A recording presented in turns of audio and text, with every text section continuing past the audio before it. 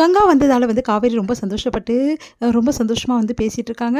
அந்த டைம்ல கரெக்ட்டா கங்கா எல்லாருமே இருக்கிறதால, டைம் ஆயிடுச்சும்மா. இதுக்கு மேல எதுக்கு வெயிட் பண்ணணும்? வாங்க அப்படின்னு சொல்லிட்டு, நல்ல காரியத்த சீக்கிரமா பண்ணிடலாம் அப்படின்னு சொல்லிட்டு தாலி பிரிச்சு கோத்து விஜய் கிட்ட குடுக்குறாங்க. விஜயும் காவேரிக்கு எடுத்துட்டு போடுறாரு. எல்லாருமே ஆசீர்வாதம் பண்றாங்க. இதையெல்லாம் பார்க்குற ராகினிக்கும் அவங்க அப்பாவுக்கும் செமையா கோவமா இருக்கு.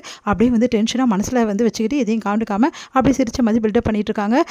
அடுத்து இங்க என்ன பண்றாங்கன்னா, கங்கா பார்த்துட்டே இருக்காங்க காவேரி. சரி காவேரி நான் கிளம்புறேன் அப்படின்னு சொல்லிட்டு கிஃப்ட் கொடுத்து கிளம்ப பார்க்குறாங்க. அக்கா ப்ளீஸ்க்கா கொஞ்ச நேரம் இருக்கா, உன் கூட இருக்கணும் போல இருக்குக்கா அப்படின்னு சொல்லிட்டு கெஞ்சுறாங்க காவேரி. அடுத்து இல்லை நான் போகணும், நான் கொஞ்ச நேரம் தான் இருக்க முடியும் அப்படின்ற மாதிரி சொல்கிறாங்க. இருக்கங்கா அப்படின்னு சொல்லிட்டு அவங்க அம்மா சொல்கிறதெல்லாம் அமைதியாக இருக்காங்க. அடுத்து எல்லாருமே இருக்கும்போது என்ன பண்ணுறாரு, நம்ம பசுபதி வேணும்னே என்ன பண்ணுறாரு, கங்காவை வம்பிழுக்கிறாரு. என்ன ஒன்றும் டைலர் கடை தான் வச்சு ஓட்டிகிட்டு இருக்கீங்க போல் இருக்கு அப்படின்றாரு. அதே மாதிரி அவங்க குடும்பத்தை பற்றியும் பேசுகிறாரு. அதே மாதிரி காவேரி பற்றி முன்னாள் கதை அவங்க இருந்தது, அவங்க ஆல்ரெடி லவ் பண்ணது எல்லா விஷயத்தையுமே அப்படியே பட்டும் படாமல் பேசுகிறாரு. இதையெல்லாம் பார்க்குற கங்காவுக்கு செம கோவம் செமையாக திட்டி விட்டுறாங்க. அடுத்து இதை பார்த்து நம்ம விஜய் சப்போர்ட் பண்ணி கங்காவுக்கு பேசுகிறாரு. இதையெல்லாம் பார்க்கும்போது செம கோவமாக இருக்குது அன்பரசுக்கு. என்னோட சம்மந்தியை அவமானப்படுத்துறீங்க, உங்களை சம்மந்தி இங்கே யாரும் கூப்பிடல, அவராக வந்தது அவர் தப்பு, நாங்கள் கூப்பிடாமா அப்படின்னு சொல்லிட்டு விஜய் கேட்டோன்னே அதிர்ச்சி அடைகிறாரு.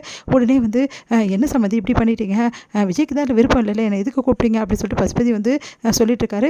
அவன் கூப்பிடலன்னா நான் கூப்பிட்றேன், இது எங்கள் வீட்டு ஃபங்க்ஷன் அப்படின்ற மாதிரி அன்பரஸ் சொல்லிட்டு இருக்காங்க. இங்கே பாருங்கள், இது உங்கள் வீட்டு ஃபங்க்ஷன் கிடையாது, காவேரி ஃபங்க்ஷன் சொல்லிட்டு விஜய் சொல்கிறாரு. அதை கேட்டு பசுபதி இன்னமும் டென்ஷன் ஆகிறாரு. நீங்கள் அமைதியாக இருங்க, நான் பார்த்துக்கிறேன் அப்படின்னு சொல்லிட்டு நீங்கள் வாங்க சாப்பிட அப்படின்னு சொல்லிட்டு கூட்டின்னு போயிடுறாரு அன்பரசு. பசுபதியை ராகினி பார்த்து செம்மையாக டென்ஷன் ஆகிறாங்க. அடுத்து இங்கே என்ன பண்ணுறாரு, விஜய் காவேரியோட ஃபேமிலி ரொம்ப நல்லா பார்த்துக்கிறாரு. அவங்களுக்கு செய்ய வேண்டிய மரியாதையெல்லாம் அழகாக செய்கிறாரு. அதே மாதிரி அவங்கக்கிட்ட பாசமாக தங்கச்சிங்கிட்டலாம் பேசுகிறாரு. காவேரியும் பார்த்துட்டு ரொம்ப ரொம்ப சந்தோஷப்படுறாங்க. அவங்க சந்தோஷத்துக்கு அளவே இல்லை, அவ்வளோ சந்தோஷப்பட்டுட்டு இருக்காங்க. அடுத்து ஃபங்க்ஷன் நல்லபடியாக முடிஞ்சு எல்லாரையும் அனுப்பிச்சி வைக்கிறாங்க. அப்போ காவேரி என்ன பண்ணுறாங்க, ஃபங்க்ஷன் முடிச்சுட்டு விஜய் ரூமுக்கு வராரு. அப்போ காவேரி ரூமில் இந்த காவேரி ஓடி அப்படியே கட்டி பிடிச்சிக்கிறாங்க. காவேரி என்னாச்சு அப்படின்னு சொல்கிறாரு. ஒன்றும் இல்லை, இன்னைக்கு நான் ரொம்ப ரொம்ப சந்தோஷமாக இருக்கேன் விஜய், கொஞ்ச நேரம் உங்களை கட்டி பிடிச்சிக்கலாம்ல, என்னை போன்னு சொல்ல மாட்டீங்களா, அதெல்லாம் சொல்ல மாட்டேன் அப்படின்னு சொல்லிட்டு அப்படியே தட்டி கொடுக்குறாரு.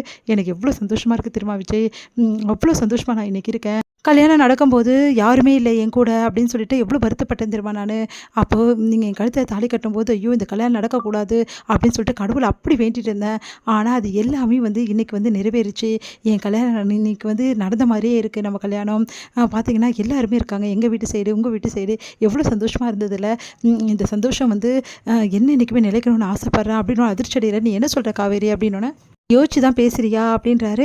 இல்லை நான் அது சொல்ல வரல, நான் போக போகிறது 8 மாதம் கழிச்சு போக போகிறேன், அது உண்மை தான். இருந்தாலும் சந்தோஷமாக இருக்கணும்னு நான் நினைக்கிறேன். அந்த 8 மாதம் வரைக்காவது சந்தோஷமாக இருக்கணும்ல, அதுக்காக நான் சொன்னேன் அப்படின்னா, ஓ அப்படியா அப்படின்றாரு. ஆமாம் அப்படின்னு சொல்கிறாங்க. உடனே அப்படியே பார்த்துட்ருக்காங்க விஜய். சரி காவேரி டைம் ஆகிடுச்சு, நீ போய் படு, எதுவாக இருந்தாலும் நாளைக்கு பேசிக்கலாம் அப்படின்னு சொல்லிட்டு, ரொம்ப டயர்டாக இருப்பல இன்றைக்கி அப்படின்னோடனே, இல்லைங்க நான் சந்தோஷமாக இருக்கேன், அதனால் டயர்டே எனக்கு தெரியல அப்படின்னு சொல்லிட்டு காவேரி சொல்லிட்டு இருக்காங்க. இங்கே விஜயை பற்றி காவேரி வீட்டில் பேசிகிட்டு இருக்காங்க. உண்மையிலே மாப்பிள்ளை தங்கமானவர், நான் கூட அந்த தம்பி எப்படி இருக்குமோன்னு நினச்சேன், ஆனால் நம்மளெல்லாம் அப்படி கவனிச்சு விழுந்து விழுந்து கவனிச்சிச்சு. அந்த பசுபதியை லெஃப்ட் அண்ட் ரைட் வாங்கிட்டார்ல மாமா அப்படின்னு சொல்லிட்டு இருக்காங்க நம்ம யமுனா. அடுத்து ஆமாம் மாமா மாதிரி யாருமே இருக்க முடியாது, அவ்வளோ சூப்பரில் அப்படின்னோடனே, போதும் போதும் மாமா புராணம், இங்கே ஒரு மாமா இருப்பார், அவரை பற்றி என்னைக்காவது ஒரு நாள் பேசியிருக்கீங்களா நீங்கள், இப்போ புதுசாக வந்தவனை மட்டும் அப்படி பேசுகிறீங்க அப்படின்றாங்க. இல்லைக்கா நாங்கள் இந்த மாமாவையும் தான் எப்போவுமே பெருமையாக நினைப்போம், ஏன்க்கா இப்படிலாம் பேசுகிற அப்படின்னோடனே, என்னக்கங்க குழந்தைங்க எதுவும் விளையாட்ட சொன்னாங்க, அதை போய் இப்படி பேசுகிற, பாரு எவ்வளோ மரியாதை நடந்துக்கிறான்னு சொல்லிட்டு, பரவாயில்ல பரவாயில்ல, இப்போயாவது மரியாதை நடந்து தோணுச்சு அவருக்கு அப்படின்றாங்க. இது முடியுது.